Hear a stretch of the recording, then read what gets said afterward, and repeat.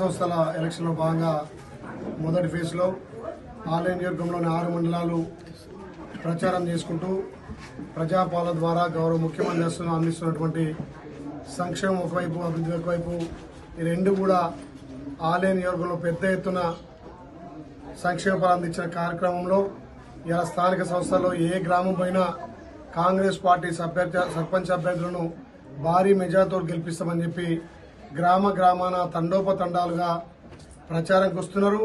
నేను అక్కడికి పోయిన సమక్షంలో కాంగ్రెస్ పార్టీ భారీ ఎత్తున గెలిపిస్తామని చెప్పి ముఖ్యంగా మహిళలు, ఈ తెలంగాణ ప్రభుత్వం గౌరవ ముఖ్యమంత్రి రేవంత్ రెడ్డి గారి నేతృత్వంలో తెలంగాణలో 1 కోటి మందిని కోటీశ్వరులు చేస్తారని ఎప్పుడైతే ప్రకటించినామో మహిళా సంఘాలకు వడ్డీ రుణాలు ఇలా మహిళలకు పెద్దపీట వేస్తున్నాం. కాబట్టి గ్రామాన మా అక్క చెల్లెలు, మా తల్లులు మంగళహారతులతోటి తిలకాలు దిద్ది కాంగ్రెస్ పార్టీ అభ్యర్థులను భారీ మెజార్టీతో గెలిపిస్తామని చెప్పి గ్రామాలు చెప్తున్నారు.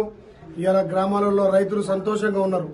గత 10 ఏళ్లుగా రైతులను విస్మరించినటువంటి ఆ ప్రభుత్వాన్ని పారదోలి ప్రజాప్రభుత్వాన్ని తెచ్చిన వెంబడే గౌరవ ముఖ్యమంత్రి 2 లక్షల రుణమాఫీ, రైతు భరోసా, రైతులకు ఇన్పుట్ సబ్సిడీ, రైతులు ధాన్యాన్ని వేగవంతంగా కొనుగోలు చేసిన 3 రోజుల్లోనే వాళ్ళ ఖాతాలో డబ్బులు ఇస్తున్నాం. కాబట్టి గ్రామాలలో రైతులు చాలా సంతోషంగా ఉన్నారు.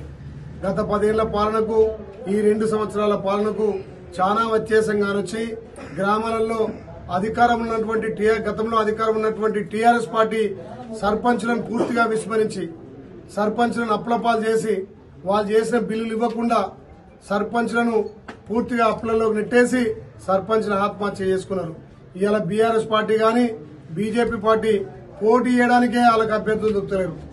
ఈ ఆలయ నియోజకవర్గంలో సుమారు 50 స్థానాల్లో కాంగ్రెసే పోటీ. ఆలయ నియోజకవర్గంలో ఎక్కడ కూడా బీఆర్ఎస్, బీజేపీ, కాంగ్రెస్ పోటీ లేదు. ఇలా వాళ్ళ పార్టీ నుంచి పోటీ చేయాలంటే భయపడుతున్నారు. కాంగ్రెస్ ఇలా అన్ని రంగాల్లో ముందుకు పోయి సంక్షేమంని ముందుకు తీసుకొచ్చి బడుగు బలైన వర్గాలకు ఇలా అభివృద్ధి ఫలాలు అందిస్తుంది. కాబట్టి కాంగ్రెస్ పార్టీకి పట్టం కడుతున్నారు. ఏ గ్రామం పోయినా తండోపతండాలుగా మా అభ్యర్థిని గెలిపిస్తామని చెప్పి ముందుకొస్తున్నారు. ఈ ప్రభుత్వం ప్రజాప్రభుత్వం, మహిళలకు గౌరవించిన ప్రభుత్వం, మహిళలకు పెద్దపీట వేసి తెలంగాణలో 1 కోటి మంది మహిళలను కోటీశ్వరు చేయాలనే లక్ష్యంతో ఈ ప్రభుత్వం ముందుకు పోతే ఇవాళ మా తల్లులు, అక్కలు, చెల్లెలు హారతులతోటి ఎదుర్కొంటున్నారు. గ్రామాల్లో సర్పంచ్లను భారీ మెజార్టీతో గెలిపిస్తామంటున్నారు. ధనిక రాష్ట్రంలో 10 ఏళ్లు ముఖ్యమంత్రిగా అప్పటి కేసీఆర్ ఏ గ్రామాన్ని అభివృద్ధి చేయలే. ధనిక రాష్ట్రాన్ని అప్పుల తెలంగాణ చేసిండు. వాళ్ళ కుటుంబం బతికింది. ముఖ్యంగా కాంగ్రెస్ పార్టీ పేదల సంక్షేమం కోసం వాళ్ళు 10 ఏళ్లు చేయనటువంటి పని మేము ఇందిరమ్మ ఇల్లు ఇస్తున్నాం, రేషన్ కార్డులు ఇస్తున్నాం, పేదోడికి సొంతింటి కల నెరవేర్చి పేదోళ్లకు 200 యూనిట్ల ఉచిత విద్యుత్ అందిస్తున్నాం, మహిళా సంఘాలకు వడ్డీల రుణాలు ఇస్తున్నాం, ఇలా కొత్త రేషన్ కార్డు ఇచ్చినాం, సన్న బియ్యం ఇచ్చినాం. పేదోడి ఆరోగ్యం వికటిస్తే, పేదోడికి గుండె జబ్బు వస్తే 10 లక్షల ఆరోగ్యశ్రీ కార్డు తోటి ఇలా ఆరోగ్యశ్రీ పథకాన్ని అందిస్తున్నాం. ఇవన్నీ సంక్షేమాలు గడపకు చెప్పాలనే ఉద్దేశంతో ఇప్పటికే ఆలయ నియోజకంలో 5 మండలాలు పూర్తి చేసుకుని రేపు 6వ మండలంగా యాదగుట్ట మండలాన్ని పర్యటిస్తున్నాం. ఏ గ్రామం పైన కాంగ్రెస్ పార్టీ అభ్యర్థులను భారీ మెజార్టీతో గెలుస్తామని చెప్పి మా అక్క చెల్లెలు, తండ్రులు, ముఖ్యంగా రైతన్నలు కాంగ్రెస్ పార్టీకి పట్టం కట్టడానికి సిద్దంగా ఉన్నారు. కాబట్టి టీఆర్ఎస్ పార్టీ చచ్చిపోయిన పార్టీ, టీఆర్ఎస్ పార్టీ ముక్కలైన పార్టీ. పెద్దలు కేసీఆర్ గారు ఫామ్ హౌస్ పరిమితమైండు. 2 బాబమ్మదులు ఆస్తి తగాదులు పంచుకొని కొట్లాటవుతున్నారు. మరి ఎమ్మెల్సీ కవిత గారు బయటికెళ్లి వాళ్ళు ఏవటికనే మా నాయన ప్రతిష్ట చేదారింది, ఆ మంత్రులు వాళ్ళంతా దోచుకురని చెప్పి ఎమ్మెల్సీ కవిత గారు చెప్తుంది. ఈ హరీష్ రావు 6 అడుగులు ఉన్నాడు. మరి ఆయన మోకాల్లో లేదు, తలకాయల్లో దమాకు మోకాల్లో ఉంది. నిన్న అంటాడు అక్కడేమో రాళ్ల కట్టి నదిలేస్తారట, తేలితే కాలేజీ ఉన్నట్టు, తేలిపోతే కాలేజీ ఉన్నట్టు. అందుకే మీ మామ అంటాడు నువ్వు 6 అడుగులు పెరిగినావు కానీ నీకు చెటాక్ దమాక్ లేదని. ఒక గౌరవ ముఖ్యమంత్రి మీద మాట్లాడే మాటలేనా?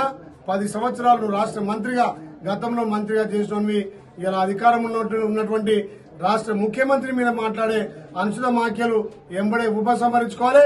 ఇప్పటికే మీకు అసెంబ్లీలో పరాభవం అయింది, పార్లమెంట్ లో గుండుసూలు వచ్చింది, ఎమ్మెల్సీ ఎలక్షన్ లో డిపాజిట్ రాలే.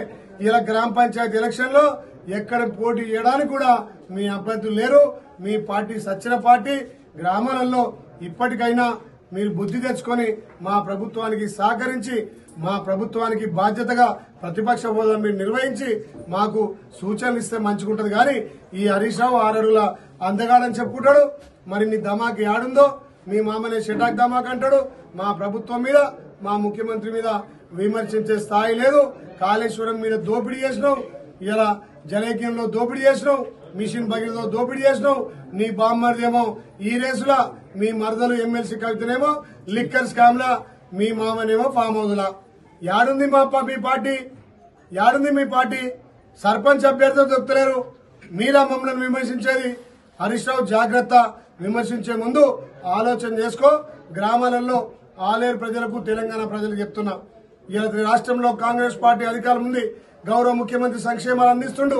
గ్రామాన మీ గ్రామాల అభివృద్ధి కావాలంటే మీ చేతిలో నిర్ణయం ఉంది. మన డాక్టర్ బిఆర్ అంబేద్కర్ గారు ఇచ్చినటువంటి ఆయుధం ఒక ఓటు. ఆ ఆయుధం ద్వారా గ్రామాల అభివృద్ధి కావాలంటే కాంగ్రెస్ పార్టీకి సంబంధించినటువంటి కాంగ్రెస్ పార్టీ అభ్యర్థులను గెలిపించి మీ గ్రామాల అభివృద్ధి చేసుకోవాలని చెప్పి తెలంగాణ ప్రజలకు ఆలేరు ప్రజలను విజ్ఞప్తి చేస్తున్నా. నేను ఏ గ్రామం తిరిగినా పెద్ద ఎత్తున తండోపతండాలుగా కాంగ్రెస్ పార్టీ అభ్యర్థులను గెలిపిస్తామని ముందుకొస్తారు.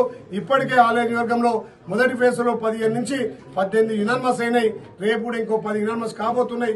కాంగ్రెస్ కు ఇలా స్థానిక సంస్థల్లో పెద్ద ఎత్తున పట్టం కడుతున్నారు. కాబట్టి 2వ విడత ఎలక్షన్ లో కూడా తప్పకుండా పెద్ద ఎత్తున కాంగ్రెస్ పార్టీ శ్రేణులు కాంగ్రెస్ పార్టీ అభ్యర్థులను గెలిపించాల్సిందిగా విజ్ఞప్తి చేస్తున్నా. చరిత్ర సృష్టించినోడు ఇప్పుడు ఆ చరిత్రని తిరగరాయబోతున్నాడు. అబద్ధాల గోడల్ని బద్దలు కొట్టి నిజాలను రాగా మీ ముందుంచబోతున్నాడు. నిజమైన వార్తల కోసం వెంటనే డౌన్లోడ్ చేసుకోండి రా యాప్ని.